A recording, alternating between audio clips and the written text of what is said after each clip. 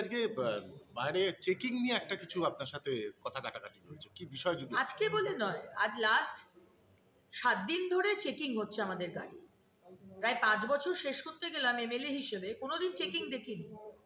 হঠাৎ করে আমরা যখন প্রতিবাদটা একটু মানে জোরদার প্রতিবাদ যখন শুরু হয়েছে বিভিন্ন বিষয় নিয়ে, মহেশতলায় মা তুলসীর গাছকে অপমান করা, আমরা তুলসী নিয়ে ভেতরে ঢুকেছি, আমরা হিন্দু ঝান্ডা নিয়ে ঢুকেছি।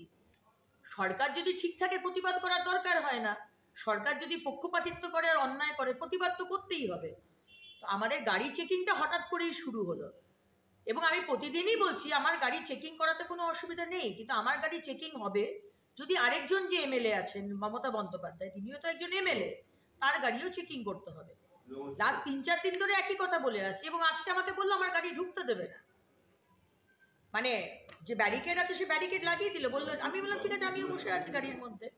সেশন শুরু হয়ে গেছে, বৃষ্টি পড়ছে, পিছনে পুরো এমএলএদের গাড়ির লাইন দাঁড়িয়ে গেছে, রাস্তা পুরো বন্ধ হয়ে গেছে, তারা দাঁড়িয়ে রয়েছে। এখানে আমার অন্যায়টা কোথায়? মুখ্যমন্ত্রী কি ল অ্যান্ড অর্ডারের উপরে, সংবিধানের উপরে? মুখ্যমন্ত্রী তার গাড়িতে করে বিভিন্ন জিনিসপত্র আনতে পারেন না এখানে? আর আমাদের গাড়ি চেকিং করলে আপনি কি ভাবছেন অধ্যক্ষ মহোদয়, আমাদেরকে আপনি আটকাতে পারবেন প্রতিবাদ করা থেকে? যেভাবেই হোক আমরা প্রতিবাদ করব। বাংলার স্বাধীনতার যুদ্ধে বাঙালি দেখিয়েছে কিভাবে প্রতিবাদ করতে হয়। আমরা বাঙালি, আপনি আমাদের গাড়িকে চেকিং করে আটকাতে পারবেন? আজকে সেই প্রতিবাদই হয়েছে।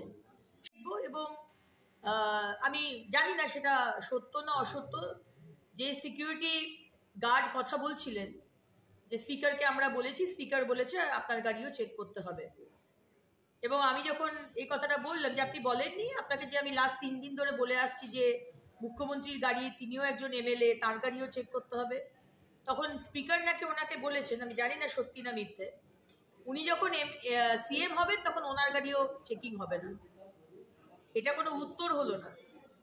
এটাতেই বোঝা গেল যে সিএম ল অ্যান্ড অর্ডার, সংবিধান সব কিছুর উপরে, এখানে পশ্চিমবঙ্গে, অন্য রাজ্যে নয়, এই পশ্চিমবঙ্গে। যে না, মুখ্যমন্ত্রীর গাড়িও নাকি বহুবার চেকিং হয়, একবার নয়, বহুবার চেকিং হয়। আমি বললাম ভালো, যদি চেকিং হয় তাহলে আমার গাড়িও চেকিং করেন, অসুবিধা নেই, কিন্তু নিয়ম সবার জন্য এক হবে।